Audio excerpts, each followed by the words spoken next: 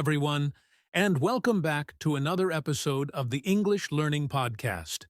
I'm your host, Jason, and joining me today is the amazing co-host, Julia.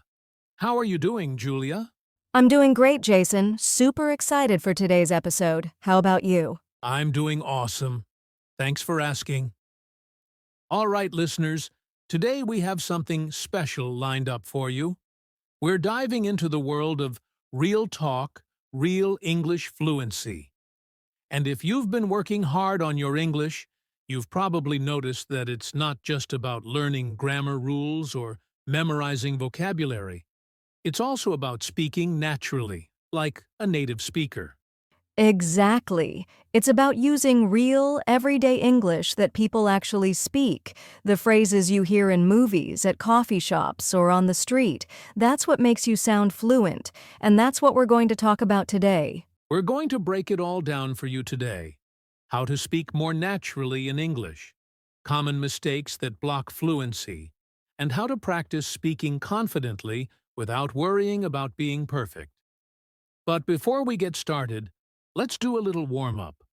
Julia, let me ask you, what's one common phrase or expression you use in English that makes you sound fluent? Oh, I'd definitely say, "What's up?"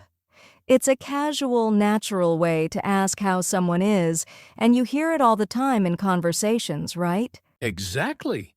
It's one of those phrases that you can use in almost any informal situation. And that's the beauty of real talk. It's all about sounding natural and fitting in with the conversation, not just memorizing textbook phrases. Right, Jason. So, if you're learning English and you've ever felt like you're not quite there yet in terms of fluency, don't worry. We're here to help. We'll share some tips on how you can start speaking English in a more fluent, natural way today. So, grab a seat, get comfortable, and let's dive into today's topic. Real talk, real English fluency. We're going to explore how you can sound more like a native speaker and how you can use real English in your daily conversations. Let's get started. All right, let's jump right into it. Why does real talk matter so much when it comes to improving your English fluency? Julia, what's your take on this? Well, Jason, if you think about it, most of the English we learn in textbooks is pretty formal, right? We focus a lot on grammar rules and structured sentences, but when you listen to native speakers or even just everyday conversations, it's a whole different world. That's so true. It's the kind of language you hear on the streets, in movies, or at the coffee shop. Phrases like, "What's up?" or "How's it going?" They're super casual and not something you'd find in a textbook. Exactly. And that's why learning real talk is so important. If you only learn formal English, you might find yourself stuck when trying to have casual conversations with native speakers. You'll know the words, but you might not sound natural or confident. Right. And let's not forget that real talk also helps you understand the culture. Language and culture are deeply connected. When you use real English, you're also tapping into the social context of the language. It's not just about words. It's about fitting in, connecting with people, and understanding the flow of a conversation. Exactly. Think about slang, idioms, and expressions that native speakers use all the time. Things like, "no worries," or "I feel you." These are phrases that help you sound more natural and show you understand the culture, not just the language. Exactly. And speaking of phrases, let's talk about a few that are commonly used in real conversations. For instance, "What's up?" or "How's everything going?" These aren't questions that expect a long answer. They're simply ways of checking in casually with someone. But learners might get confused and start overthinking. Should I answer with a complete sentence? Should I say, "Everything is fine"? I see what you mean. The trick is, when someone asks, "What's up?" you don't have to give a long, detailed answer. A simple, "Not much, just relaxing," or "All good, how about you?" is perfect. It keeps the conversation flowing without overthinking it. Yeah. And that's the beauty of real talk. It helps you speak more freely and comfortably.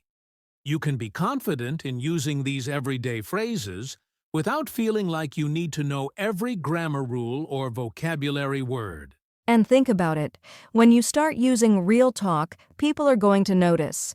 It shows you're not just focused on being correct, you're focused on being natural, which is what really makes you sound fluent. That's right.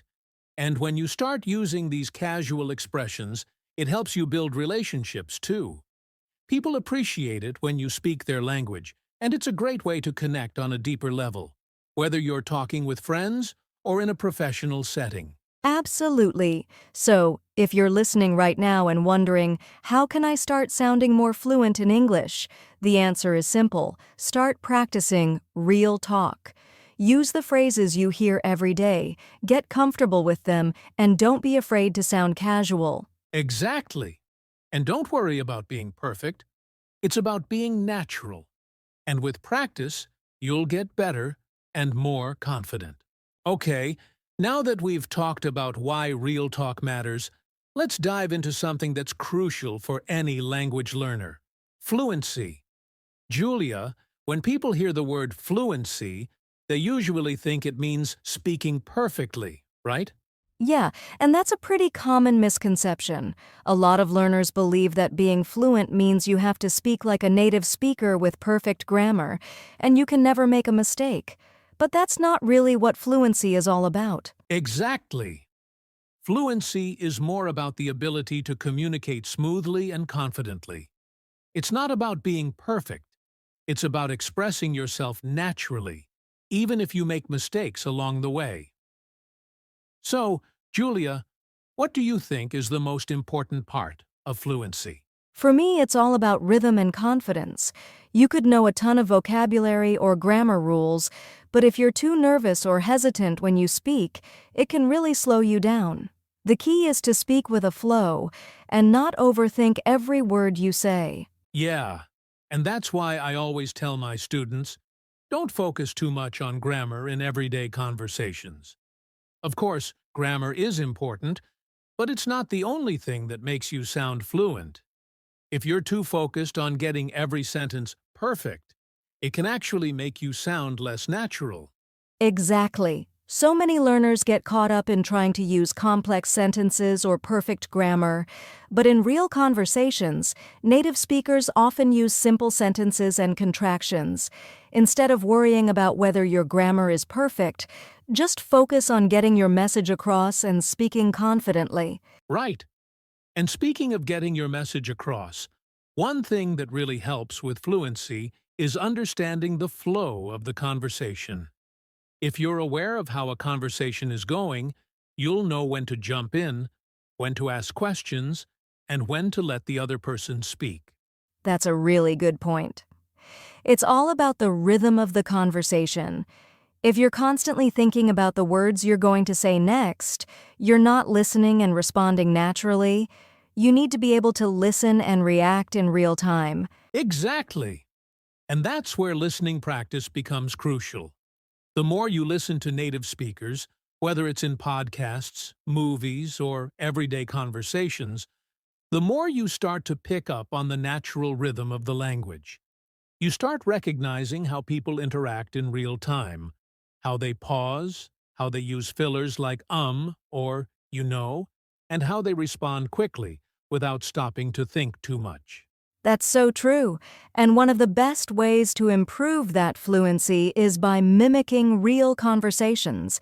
Let's say you're listening to a podcast or watching a show and someone says something like, "I don't know, it's just how it is."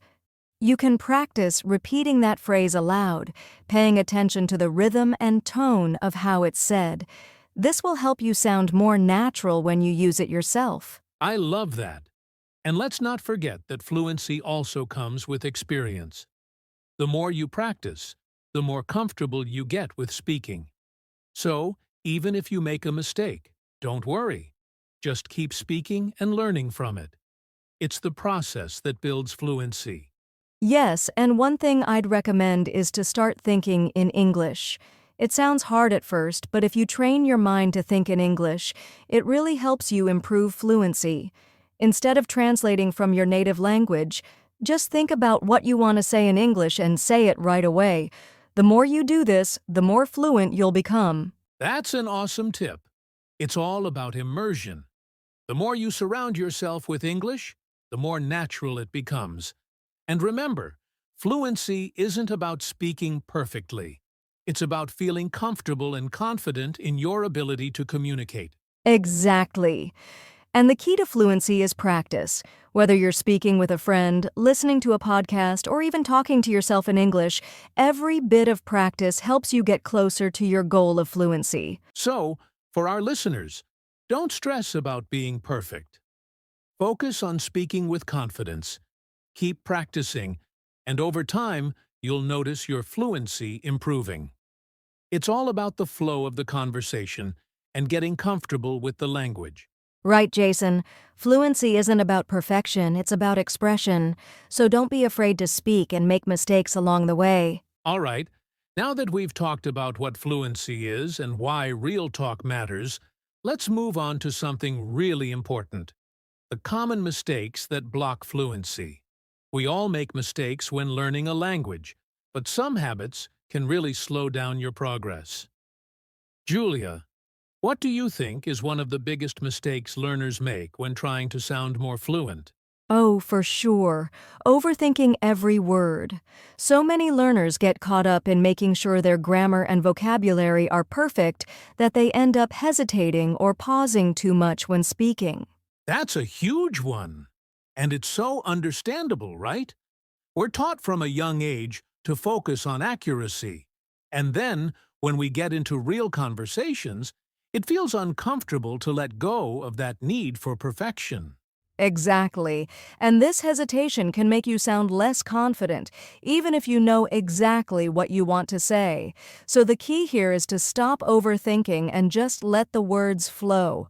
It's okay to make mistakes, but the goal is to communicate, not to be perfect. Totally.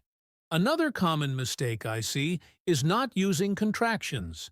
Native speakers use contractions all the time.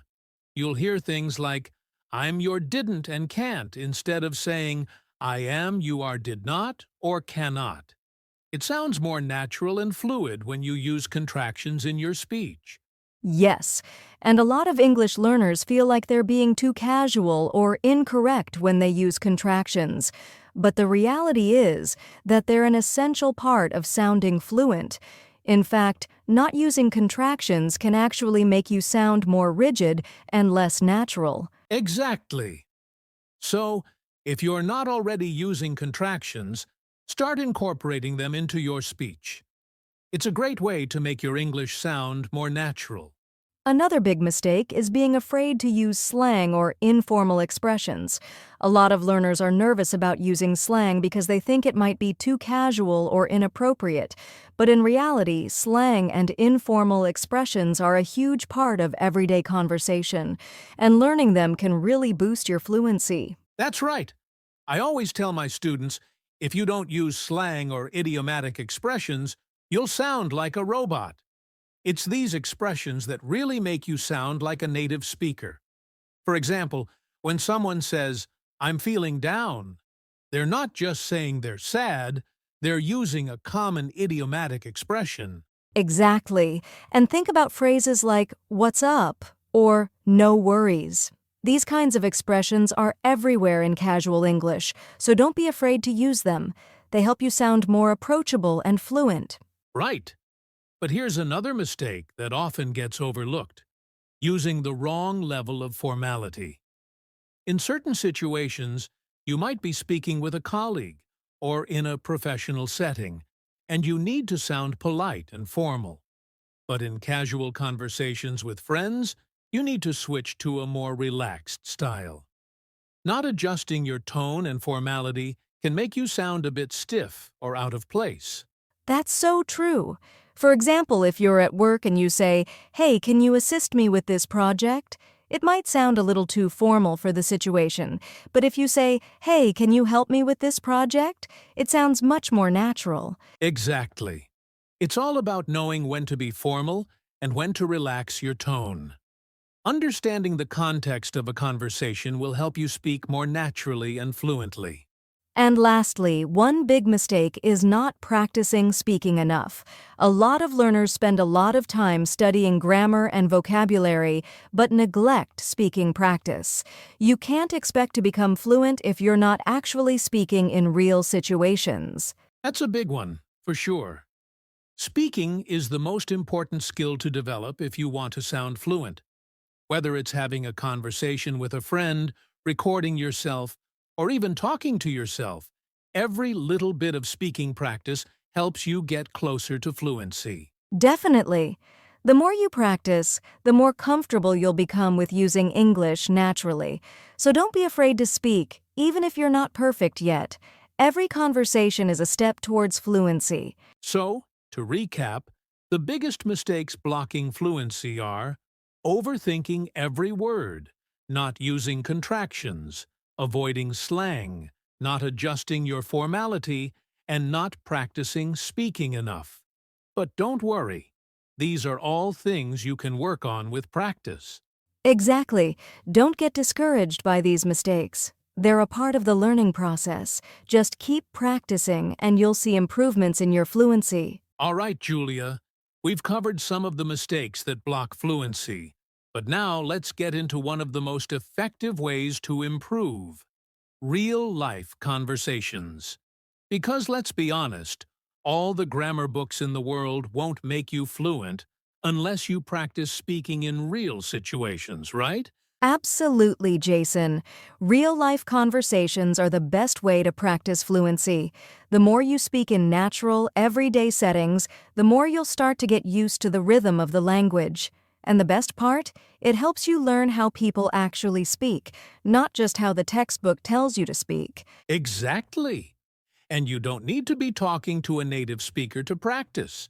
It's all about finding opportunities to speak in English as often as possible. For example, you can have conversations with fellow learners, online language partners, or even practice with a tutor. The important part is to just speak and make it part of your routine. Right. And one of my favorite ways to practice is by joining language exchange programs or online platforms where you can speak with people who are also learning English.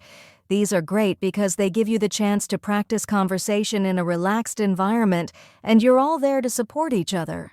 That's such a great idea. Plus, it takes the pressure off. You don't have to worry about being perfect.